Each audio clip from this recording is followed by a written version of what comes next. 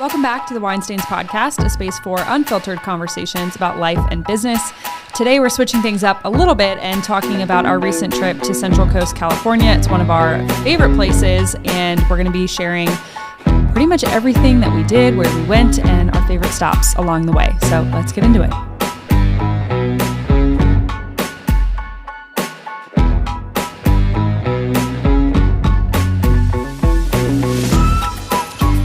Hello, wine stainers. Yeah, no. I think that's what we're going to have to call the listeners or the wine stainers. No, don't worry. I'm not going to let him call you that. Like Stainers and She's Out of My League, or Stainer, She's Out of My League. Pretty funny movie. Classic. I actually ran into TJ Miller at that Mexican place at Town Center. Oh, really? Oh, yeah. You were there. See him there, yeah. Yeah, you were there. You said Stainer when we first decided to name it Wine Stains in like episode 1. You brought that up. Well, then if it's coming back a second time, there must be something to it. So, hello, wine stain. Actually, no, I don't like stainers. That's kind of disgusting. It makes you want to look. But at any rate, welcome back to the podcast. I'm Connor, the better half of the co-host for Wine Stains, and I am excited about this episode, as is Kaitlyn, because this is the first episode of me joining the ranks of Kaitlyn as a person in their third decade of life.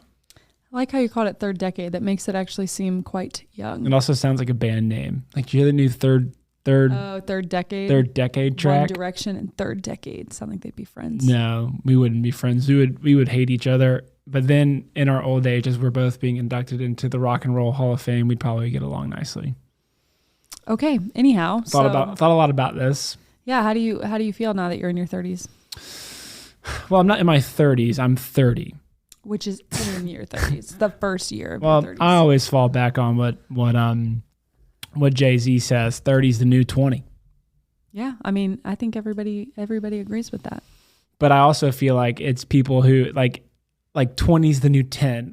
Like 30's the new 20. 40's the new 30. 50's the new 40. Made me think of what that girl said to me at the Slow Brewery. What? Just can't stop thinking about it. Oh my gosh. Well, let's let the people know what that lady said to you at the Slow Brewery. Well, speaking of 30s, it's always like a hotter, bigger button pushing topic, whatever, for women, because age and you're talking about pregnancy and the childbearing years. Yeah, exactly. So we're talking to this really smart girl who's originally from Jordan. Her family lives in like Dubai and like all over. She's worked for the U.S. Embassy for a really long time, really smart. And she's talking to me and she's like, oh my gosh, how long have you guys been married? And when you say that, I'm like, did she though? Because she? Yeah. She also said she spoke Mandarin. I believe her. She didn't speak it with us. I talked to her more than you did. I believe her. Why would she speak Mandarin with us? She could have said anything, and we still wouldn't have known whether I would have known. No, you wouldn't. I would have known. Whatever. And I think that came from the bottle of champagne that she was down in by herself. Oh, but anyways. My gosh, so judgy. I wasn't judgy. I had a fun time. She was actually very nice. She was super nice. Yes. Anyways, so we were getting along great, and she is talking to us, and she's like, "Oh, how long have you guys been married?" No, but she wasn't just talking. As Kaitlyn, as like the share, she was complimenting you and raving about your style and your ring and your looks and your in a good way. In a good way. Sound so vapid. What's vapid? Like just so self-absorbed and like, I know. Vain? Vain and vapid. Similar synonyms for one another. I don't think vapid's a word, but vain. You don't think? Okay. Thankfully, I have my computer in front of me. I think you're making stuff up. Is vapid, vain, and Mandarin? Well, it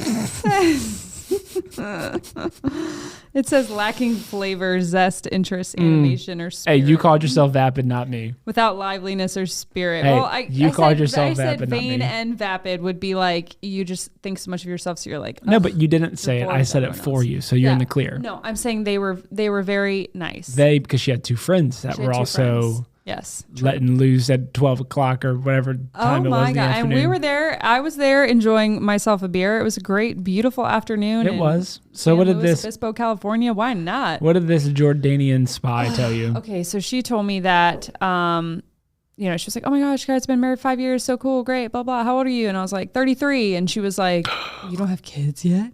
And I was like, oh, not yet or whatever. And she was like, when you hit 30, you lose 90% of your eggs. And I was like, thank you so much for that fun fact of the day.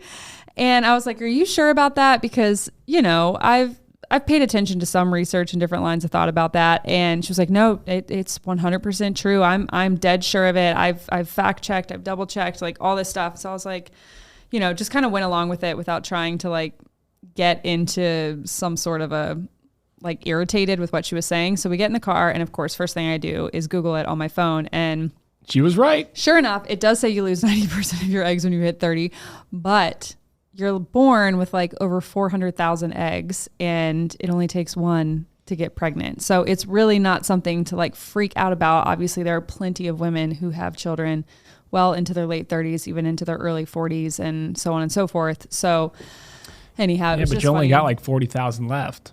I just can't. When did those run out? What? When did those run out? If you lose 90%, that means you lost 360,000 eggs. I don't know. The point is, there's still thousands. It only takes one. Of eggs. It only takes one. Could you imagine having 400,000 children? Yeah. Anyways, it's just funny. Which reminds me of Genghis Khan. Genghis Khan is like his DNA is in like 1% of the nation or something like that. Weird. Or no, the world. Weird. Or it probably isn't 1%, but anyways, yeah, it's a crazy statistic. Can I look that up as my fun fact to look up? Sure. Comments like that have just made me more like obviously we're all on our own journey and our own timetable, but 0.5% of the male population, which is roughly 16 million descendants from Genghis Khan. I'm sorry. There you go. That's my fun fact of the day. Okay, thank you for your according to National Geographic. Anyways, I'm becoming sensitive about those types of comments because it just irritates me. Well, there's also a lot of pregnant people in your world right now. We're not going to name names. You'll out them. Out everyone who's pregnant right now. Ready? I'll start. One. No, I'm just joking. No, there is a lot of pregnant people in your world. There are, which is incredible. Which is incredible. It's so great. It's awesome. It's a blessing. But I think that I feel like this episode is taking a turn. But I think let's talk about women's eggs and the remaining years of childbearing. I'm saying I think it's just like that goes for all kinds of different things. Like sometimes you're the one who is pregnant and you feel alone and isolated. Sometimes you're the one who's trying to get pregnant and you feel alone and isolated. Sometimes you're the one who's just trying to live your life and enjoy life and your work and you're like not really putting yourself on a timetable and then it's like that sounded like you. You got excited about that last one. That was funny. And then you're just like, I just think culture, society always tries to make us think we're in the wrong season of life or that we're supposed to be somewhere faster than we are. But the phrase that keeps coming to mind. Do you think that? Because I think it's also in the opposite, whereas many people say that you have to be pregnant and have kids by this time. There's people on the other side saying you shouldn't have kids until you're ready, whatever. And it also reminds me of what you just said. Allie Beth Stuckley, that's her name. She posted something today. It was the new Italian president or whatever. And it's this woman, and she was talking. Did you send that to me? The Italian, you did, but did you see the Italian lady talking? And she was basically, and I think she's pretty conservative and she's a Christian and all of that. And she was sticking up for the family. And she was saying, people, the big corporations want us to lose our identity. It's like, why are they attacking the family? Why are they attacking faith and religion and all these things? Why do they want us to be gender X and not male, female and all these things? It's because they're trying to reduce us to the perfect consumer in their perfect cog of marketing to spend our money basically being controlled robots. And I obviously don't speak Italian. I was trying to keep up with the... It was translated on like the captions, which is how we... How do you think...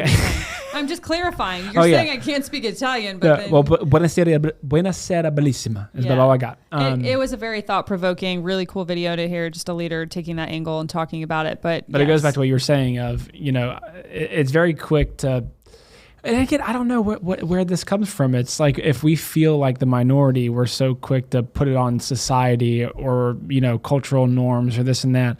But I also come back, and it reminds me of The Office, where Michael Scott says something to the effect of like society is maybe, or society's crazy, or I'm crazy because an Oscar says something. And then Michael goes, well, if I'm crazy, it's because society made me that way. And it was one of those...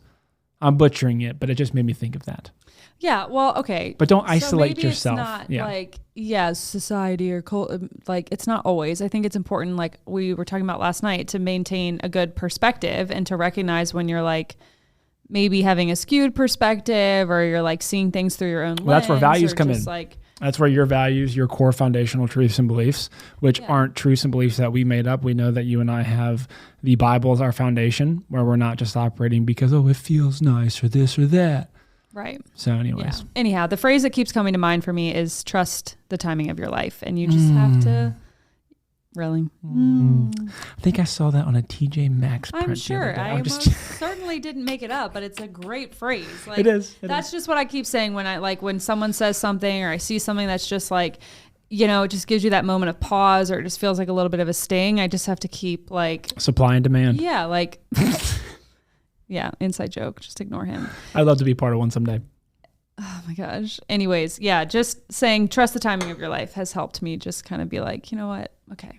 We're right on time, right where we're supposed to be. Although there's been a lot of times where I've been driving and I missed a turn. So well, I can't maybe need to pop a Yui. Maybe pay attention a little bit better. Speaking of which, you did a lot of driving on our trip to Coastal California, Central Coast California. I did all the driving. Yeah, you did. And I offered multiple times, but no, I like to drive. Yeah. It clears my head. It makes me focus on the road. I don't have to be working or on my phone 24/7. I didn't work that much anyways because there's zero service. Yeah, but I don't even know. We just kind of popped into that? Did we even mention? So we mentioned the trip on the intro, but it's supposed to be like a little mini episode talking about our Central Coast. What a mini episode? Well, maybe we're just gonna let it ride. Go back to the olden days of just the free for all with a little bit of content or a little bit of premeditated content. Well, okay. Did I start talking about why we went on this trip? Just go for it. This is unfiltered conversations about life and business. Work in Dallas. I did. We knew your 30th birthday was Dallas coming up. is in Texas. My birthday was on September 15th. His is on September 18th. They're couple years apart, but 3 years apart. It's fine. I am not afraid of my age. And then we just decided, let's go all out. Let's do a fun celebration for your birthday. And well, not all out, but we wanted to do something. Well, yeah, whatever. I don't know. I always go to the extreme. Anyways, and we were already halfway across the country. Flights are inexpensive from Dallas to LAX. And I was like, Did you book the flight? Did you know it's not expensive? Because air travel is expensive right now. I mean, everything's expensive right now, of course. Norfolk International Airport, which is our local airport, it's pricey to fly out of. Whatever. I'm getting the stare. Doing what you do to me. The stare. Okay. Anyways, so we went to LA to start with to stay with my college best friend and roommate and teammate and her husband for a few nights, which was super cool. They were amazing hosts, showed us a great time around kind of like the Santa Monica, Culver City, don't say Venice. Malibu, Venice. We literally went to Venice on the morning of your birthday. I don't know what. Yeah. Anyways, at a cool. I want to talk about that. Okay. Talk about that. You want to talk about LA? I know what you're going to talk about when it comes to Venice. Yeah, but I want to talk about Venice. You talk about LA. I'm done with LA. You're done with LA? Yeah, we had an amazing time. They showed us some really cool spots, great quality time with Taylor and Landon. It was killer. Yeah. Okay. All right, cool. So then we got in the car and we also got a cool rental. We had a cute little white 4Runner, which was super nice. Yeah, I got real lucky with that. Although the past 2 times I've rented a car from Avis. And Avis, if you're listening to this, I know you are. And I know you've wanted to be a sponsor of the podcast for a while. I'm just joking. But the past 2 times I've got a rental car from Avis, I've had problems with tire pressure. Don't know what's going on. Yeah. So I also spent 30 minutes trying to figure out how to pump air into the tires before we left LA or left SLO to go through Big Sur, which we'll get to. But that's a whole nother can of worms because it was one of those old school air pressure things that actually you had to press it. Then it shows you the PSI versus digitally. Anyway. Yeah, all over my head. Continue. Yeah. What did you love about Venice? So Venice was cool. So we got up in the morning and drove to Venice, which was like 5 minutes away. It was awesome. And we went to this restaurant called Great White Shark. It was just Great White. Great White. The logo is a shark. We went to Great White Shark, and it was... That Taylor recommended to us. It was so good. I got a macchiato, and we split a breakfast burrito. And then, wouldn't you know, riveting stuff. Kaitlyn is looking behind me. And I'm like, what are you looking at? And she's like, I think that girl's from The Bachelor.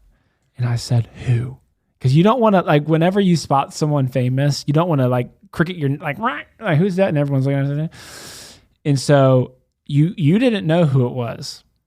I was just double checking. It was Chris Harrison. No, it wasn't. Her head was down, like, looking at her phone for a while, so I couldn't really get a good profile of her. Yep. It was Hannah Ann. Hannah Ann. It was not Hannah Ann. Was it Hannah Ann? Yes. Who's the main Hannah Ann? Hannah Ann Sluss, who we saw. I thought Hannah. She was on Peter's season. No, who? That's Hannah Brown. Hannah Brown. Dang it, that's what I was meant to say. But anyways, turn around. Alabama Hannah Brown. Alabama Hannah. It wasn't her. It was Hannah Ann Sluice, who was the one that Peter originally picked on The Bachelor. Peter the pilot, and then he broke up with her. Wait, what? And he went for Maddie Pruitt. Wait, he originally proposed to her on the show? He proposed to Hannah Ann on the show, and then like 2 weeks later, whatever, he broke up with her to go after Maddie Pruitt. Then they showed up. Yes, after the final. Who Maddie Pruitt is connected to one of our or one of my good friends, and interesting. Yeah, she's just got engaged. Wow. So anyway, we saw Hannah Ann Sluice or I think Sluss she's dating or like a Rams player or something now. So she was meeting other Rams. No, she is dating a Rams. But what I love to do is when we see like the influencer types or people out and whatever who aren't like, you're talking about like C-list celebrities, right? But everyone has watched The Bachelor forever, so there's that clout that comes with it. And to see them like when we left the place, like, hey, check the Instagram to see if she was posting about, and sure enough, she was like posting about her coffee and getting up with people. It was hilarious. Yeah, social media is funny in that sense, like how quickly you can like learn stuff and just like put the pieces together. It's pretty wild. So anyways, that was cool. We had a great morning in Venice. I almost got a Gibraltar. On the morning of Connor's 30th. Yeah, you did get a Gibraltar the day before when Taylor and Landon took us to Malibu Farm Pier, which is a 10 out of 10 recommend. What is a Gibraltar? A Gibraltar is like a step up between, or it's a step between a latte and a macchiato. Wow. It's pretty cool stuff. Because I've been on a macchiato train, classic macchiato train for quite some time now, but I'm getting kind of over it and back to my roots with drip coffee. And Kaitlyn's an iced oat milk latte with vanilla. Maybe some lavender if she's feeling spicy or maybe hot. Anyways, so we left Venice, which was a really cool spot. I've never been, and we went to the boardwalk, saw the Pacific Ocean, saw some skateboarders, saw some dudes in their 40s or 50s still getting after it. And I actually looked at Kate, we were looking at, I was like, the cool thing about being here right now in California is this dude skateboarding could easily be worth like $100 million. Like, it's just like that kind of, 100 million is a lot, but maybe. So anyways, left Venice and we headed on up to PCH. Yeah, we took Route 1 and did Highway that drive, 1. which was just, I've obviously heard amazing things about it, but I just, here on the East Coast, like you don't really get like unobstructed ocean views for just like hours. So I don't know. I'd heard great things about the PCH, but I was like, is it really going to be like that awesome? Well, it definitely was. And it's definitely just miles and miles of ocean views, which is so cool. And I just love the ocean. My heart like skips a beat every time I see it. So I thoroughly enjoyed that drive. So we went from LA up to San Luis Obispo, abbreviated, otherwise known as SLO, which is this cute little Central Coast town. There's also... Did we stop at Santa Barbara on the way to that? Santa Barbara. Yeah, we stopped at Santa Barbara on the way to SLO, and we stopped at this cute little place called Hook and Press. Got a the best donut and a t-shirt. Connor loves a good brewery or donut shop t-shirt. Yep, it was a great donut. I got the blueberry something and an iced coffee. It was delicious. Yeah. We walked around Santa Barbara, like Spanish. Which was really cool. Such a mix of like so many different architectural influences. And like 1 minute I felt like I was in St. Augustine. I felt like I could have been in like San Diego or Spain or Mexico or something. It was just really cool. Yeah. There's a lot going on. And then it almost felt like Rodeo Drive at Par. Like there was just a lot. It was really cool. I wouldn't say Rodeo Drive. Well, you like the nice buildings, Palm Street, Palm Streets. That's going to be all throughout California. Anyways. Yeah. Okay. So we went to SLO. We stayed at this cute little kind of renovated boutique place called the San Luis Creek Lodge. Which those are quickly becoming like my favorite types of properties. Can I say something about that? Oh, go ahead. Like that, it's, you can tell it's like an old renovated inn, motel, lodge kind of thing, but they're beautiful on the inside, modernized, and there's not that many properties. And I love that you can park right out front of your room and just like kind of go straight into your room. It's a millennials motel. Yeah, I know, but it's like the fourth one that I've stayed in this year, and they've just like become my favorite. They're super trendy. They're boutique, and we love them. It's easier than like going in and the whole big lobby and elevator. And but I gotta share the story. So when we get in, I go and I'm checking in, and this dude, super cool, laid back guy who's got a pretty gnarly, mustache that curls at the end, that whatever. And I noticed he's got ink all over his hands, and just to kind of put it, like, he was like super hipster, and he wrote with an ink pen, like an actual, like, dip it in ink pen. And I was like, that seems a little unnecessary. But fast forward, and we'll, come back, but fast forward a couple of days later, we were in, at this winery in Paso, and they were playing Hall & Oates in the wine tasting room. And it struck me that the guy who was checking us in at the San Luis Creek Lodge and the partner guy that was helping him were Hall & Oates to a T. They Not could actually Hall & Oates, but you like didn't hear Hall & Oates. They actually are running a Creek Lodge in San Luis Obispo, but they literally to a T looked like Hall & Oates, and to this day I cannot get it out of my freaking mind. I don't know which one is Hall or which one is Oates, but the darker hair dude is the one that checked this in, and then the blonder hair guy was the one that actually got our room ready. And I just thought I would share that with you because I find it absolutely hilarious. Well, we're so glad that you did. Back to the narrative. So great hotel property, which what was your favorite part about the Creek Lodge? Well, they, in the mornings, brought a cute little branded tote bag that they hung on your hotel room door. What was in the tote bag? With a thermos of hot coffee, but like really good coffee. And a scone. 2 scones. One for me, one for you. 1 apple, 1 strawberry. But you got to say, the first morning we woke up early because our bodies were like on. Connor was like a little kid on Christmas, like checking every I was window. waiting for Hall & Oates to come over the hill with his little tote bag and coffee and scones, like literally. And he came up a few times with like a bunch of it. I was like, he's coming, it's really him. And then he would pass by our door and I'd be like, oh. I like envision you as like a little elf who was like jumping on top of the back of the chair and then jumping on top of the back of the bed, just like appearing and reappearing all over the room, just looking out of every window. Oh, true. Yeah. Oh, so funny. But then it finally came to, but I didn't hear him. You said, I think he did it. I was like, I didn't hear him. And then you open up the door and then it's, oh my gosh. Clearly we were tickled by that and I think, very intentional, like, customer experience touch point, which was just genius. And I think that he saw how early we were up, and the next morning he brought it earlier. He did. Shout out Hall & Oates, baby. Oh, so good. Yeah, because those hotels, like, sometimes with the benefits of like parking right out front and walking right in, you kind of sacrifice having like a restaurant or like more amenities. So it was just so genius that they did that, because I was like so on brand though for these little hipster folk. It was great. Yeah, it was delicioso. And we first found out about that property through the same travel agent that we worked with for our Mexico trip. We worked with her again on planning this California itinerary, which was awesome. We've mentioned Ryan Kurgan in every podcast, I feel like. No, we have not in 2. Anyhow, She also had a good laugh because she finally listened back to our episode where we talked about her, and we pretty much just need to bring her on as a guest at some point so she can actually explain how her process actually works versus Connor's Monsters Inc. version of how we described it. Hi, welcome to the San Luis Obispo Creek. I regret saying that. Anyhow, so great time in San Luis Obispo. It's also when we got there, there's some breweries. There's Cal Poly, I think. It's like a college. It reminded me of a West Coast Fort Collins type deal. Yeah, Fort Collins, Colorado. But Fort Collins is mountain, so not West Coast, so I can still say that, Yeah, there was a lot there. Really good food. We went to a cool place called Scout Coffee. Sally Lou's had like the best breakfast sandwich. But looking back, you said Slow was like your favorite. Like and it was also raining the entire time for the most part. It was overcast moody. and it kind of like matched this like cool moody vibe of it. They're almost. It was almost like Twilight. All the street signs are like in this like almost like Gothic font, like a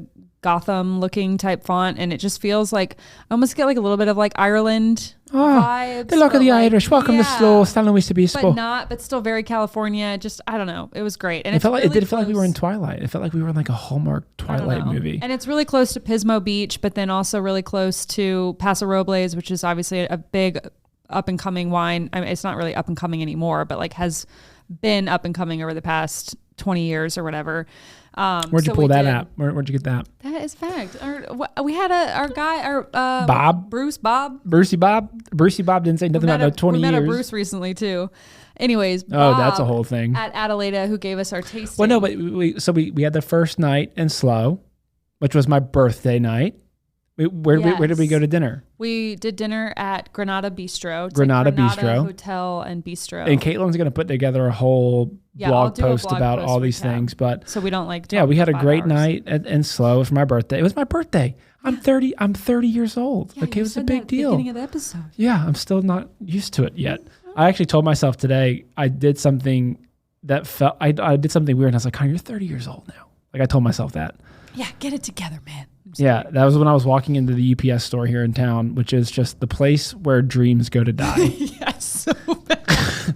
Our UPS, I'm sorry. You walk in and it just sucks the soul and life out of you. I don't know if like Amazon with their whole free return things and like happy returns from all these places are just like draining the life out of them, but they are not happy campers. One dude that owns it, and I'll tell you, I go in. Crap rolls downhill. I go in with a big smile. I'm like, hey guys, how's everyone doing? I have my packages ready to go. What do you want? I try to make it so easy, and I still just get stared down. God, it's such a bad place. Sorry. But yeah. I've started going to Whole Foods because it's so bad. What? Whole Foods accepts Amazon returns. Oh, Amazon returns? I would definitely do that instead of going to that place. Yeah, Whole Foods are like, here you go. All right, great.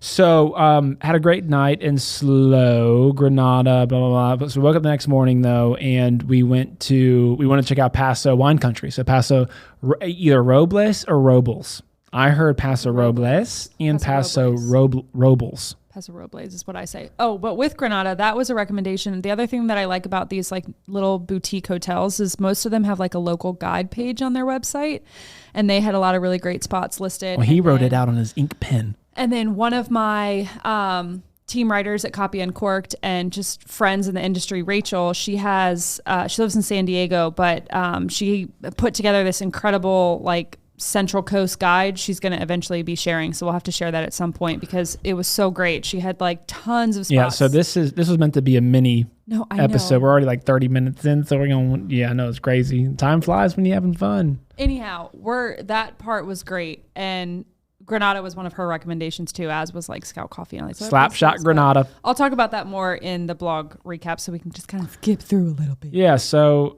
Slow though, but we ended up driving. So from Slow to Paso is like a 45-minute drive. Yeah. And we went to a winery called Adelaida. Uh-huh. And First Bobby time Boy. You've gotten that right. Yeah, we went to Age of Adeline. Oh my gosh, shush. We went to Age of Adeline, which is Cameron Diaz's winery. No, that's Aveline. Anyways, Adelaida was great. It was my favorite. We had a great tasting there. With Bob. We moved on. He came, he said, hey guys.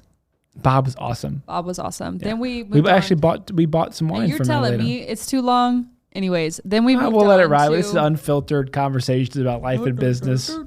Anyways, we moved on to Justin Winery, which I thought we were going to love. Be nice. I'm going to be nice, but it just felt so just wasn't our corporate. favorite. Oh, but what's funny is Bob at Adelaida, he's like, so where y'all going next? We were like, Justin. He goes, oh, they were bought by Fiji Water a couple years back.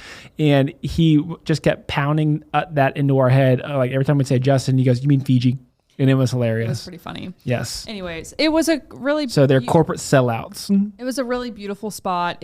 We had like such a nice, like unrushed, inexpensive... family feeling. Just great. He brought us walnuts from their 100-year-old walnut trees. Yeah, it just was a great value across the board. Adelaida. Yeah, Adelaida. We did have a really great sandwich at Justin and some really good fries. Yeah, it was pretty banging. I'm not going to lie to you. Pretty good. So, but the wine just tasted like, and I don't. Maybe our palates were just a little. Maybe we were tired. I don't know. Like, people obviously love it, and it's a great winery. We just, for some reason weren't feeling it. So anyways, we left that. And we left there disappointed. We had a recommendation to go to this little area called 10 Cities. From Bob. Which was From so Bob. cool. And we did like an olive oil tasting. First time I did an olive oil tasting, and I gotta recommend it. Olive oil tastings are where it's at. This lady was putting oils and olives and vinegars and stuff on this little spoon quicker than I could say, "Who betcha?" And just throwing them back. And she goes, "This one tastes like vanilla almond milk or something like that. This one heirloom tomatoes. This one tastes like heirloom tomato." And sure enough, you would take this olive oil and it would taste like a freaking heirloom tomato. Yeah, it was pretty cool. And then we did. And you got sheep milk ice cream. Sheep milk ice cream. We went to this cool winery called Aaron. Again, I'm gonna put all this in a blog post because I know it's a lot, but we did so much basically in the slow Paso area, which is probably why I loved it so much. It just felt like even in those 2 or 3 days that we barely scratched the surface of all there was to do there. So I was just in heaven. Almost Heaven. But after I learned how to play days- that. Landon taught me how to play Almost Heaven, West Virginia, Landon on is guitar. multi-talented. He's really good at roof ball. He's So good at roof ball. I'll tell you what what. was the name of that game that we played with him? That's where Spy? I Spy with My Little Eye? Wow, no. I think it was something like No, that. it wasn't. I think I have a little video clip. I guess that's going in the blog post too. I don't know. No, I'm just kidding. I'll text Taylor. It was and find fun. out. It was After such a some good game. sushi It was such a good game. and garlic edamame for the win. Yeah. Okay. Anyways, let's not just recount everything that we ate.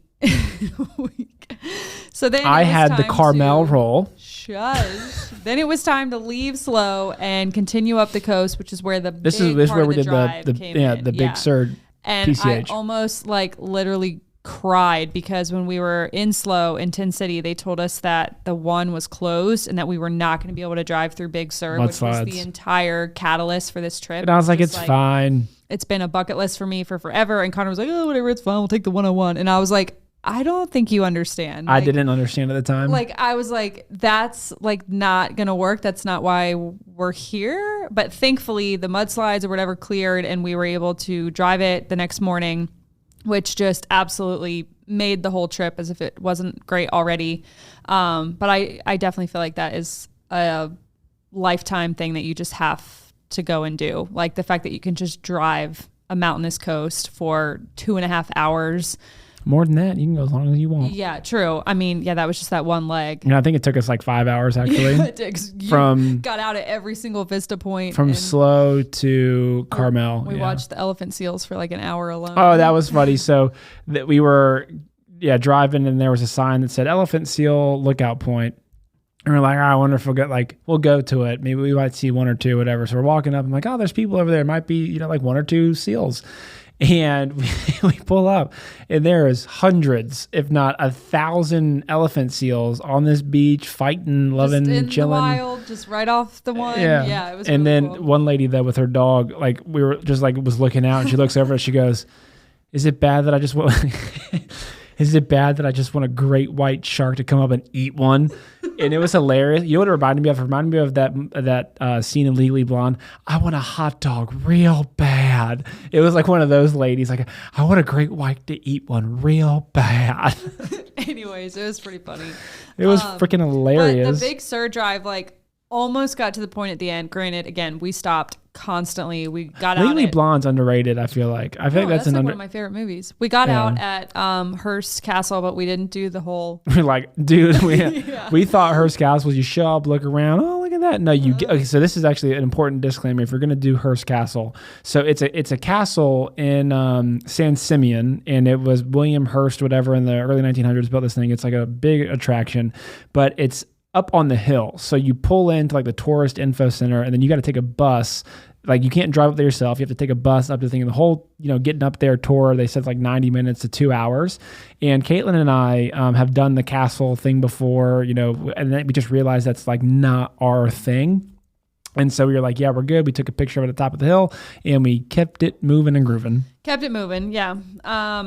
It was cool to see, but it was cool to see. So the stretch of the Big Sur drive, because we stopped so many times and, you kind of almost like get hungry. There's like... We stopped at every freaking Vista Point and we got like a quick little bag of like potato chips and like a kombucha. And we're like, yeah, we'll be fine. Little do we know that's like the last stop for hours, There might have been like a gas station or two, but like not really anything. So I almost like got like, at the end, you're like, oh, is there ever going to be a town again? Like, I remember in that place at Ragged Point, there were these two people in there. They were dressed like they were out of the Matrix, literally wearing trench coats, long hair, and like those N95 masks on. I didn't see that. Because they didn't want you to see them. Oh my gosh, very funny. It was very strange, but got me a cool hat. Yeah, so that was really cool. But then after that, we came across this bridge that we thought was the Bixby Bridge. And there's like 2 or 3 Vista Points like leading up to the bridge that are really cool vantage points. And so we got off and we have to take pictures of this. It's like the famous Bixby Bridge, whatever. So many photos. But each time we took a picture of it, we're like, I feel a little bit underwhelmed here. Like, this isn't what I thought it was going to be like. Bigger. Yeah. And so we were like, okay, that was cool. And then sure enough, like 45 minutes, an hour later, we came across the actual Bixby Bridge, which you can tell is the actual Bixby Bridge. And we did the whole McWay Falls and the Julia Pfeiffer State Park. Which, underwhelmed. No, I underwhelming. Well, it was blocked off, like a part where you could have seen it better. And so you just kind of walk out, you peep it real quick. Man. It was just this little stream. Yeah, but it's a waterfall that literally never stops, just right onto the beach. Like, it's the most scenic view that I could imagine. I want to know where that water's going. Back into the ocean, onto the sand. Like, you would think if it never stopped that it would like be like more of a hole that it's going into. I don't know. Anyways, I loved it. There's a conspiracy there. I think that's great. Yeah. So we finished the Big Sur drive. We stopped at the cafe at the very end, like kind of right before Carmel. Nepenthe. That was dope. Yeah. Bring a sweatshirt. Like, coolest lunch spot views you could ever imagine. So I was pretty much just like already in bliss after that drive. And then we drove into Carmel and we stayed at a really cute place called Hotel Carmel. That was also like the San Luis Creek Lodge in the sense that it's like you park right out front. You kind of go into your... It's a motel. Yeah, like a renovated motel type that had a really Motel's cute... motel. You can slap some paint on it. Motel's motel. I still love them. And it had a hot tub and a cute, like, multiple fire pits and great, like, yes, it was very furniture everywhere. It was awesome. And they actually had a cool little client experience or guest experience thing, too, where inside the lobby area in the mornings, they did what they called a champagne brunch. But starting at 8 a.m., they had, like, granola and croissants. And no one tapped the champagne, though, at 8 a.m. I think everyone was waiting, like, who's going to do it? And coffee and champagne and orange juice. And so I just think that's so nice because I feel like one of the most difficult parts about, like, traveling and being out of your routine is, like, waking up, trying to get ready for the whole day, figure out where you're going to breakfast. Like, I feel like that's the easiest part. No, everyone gets so, like... Think about it. At home, everyone rolls out of bed, goes straight to the coffee pot, like puts something in their system, and then like you kind of get ready for the day and venture out. I don't know. I just think it's nice to be able to have that option to like be at your hotel, have a solid coffee that's not just like the in-room coffee maker. No, it's super nice. Yeah. Like it's so, because then you can just like we were able to take our time a little bit, or we could answer emails in the morning and hang out and then be like, okay, like let's go out for a second cup or we did like a lot of walking. A brunch. You know what I mean? Yeah, so Carmel was beautiful, super like Dutch inspired. It was just you felt like you were in little Hobbit town. Yeah. And I loved it and I was there for it and I'm moving there and Kaitlyn's going to stay here in Virginia Beach. I'm taking Dodger, we're moving to Carmel. It was beautiful. You're right there on Pebble Beach for all my golfers. We got there and walked down to the ocean and we literally looked to the right. I'm like, that's Pebble Beach.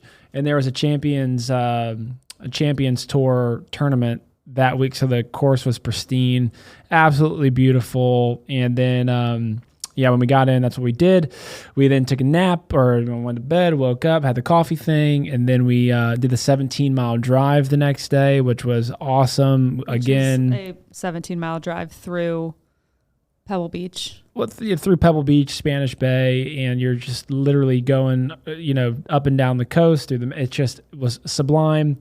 Got to see the Lone Cypress again from my golfers out there. That's the logo for Pebble Beach Golf Course, and it was just stunning. Again, we got off at like every stop. There's 17 stop points, I think.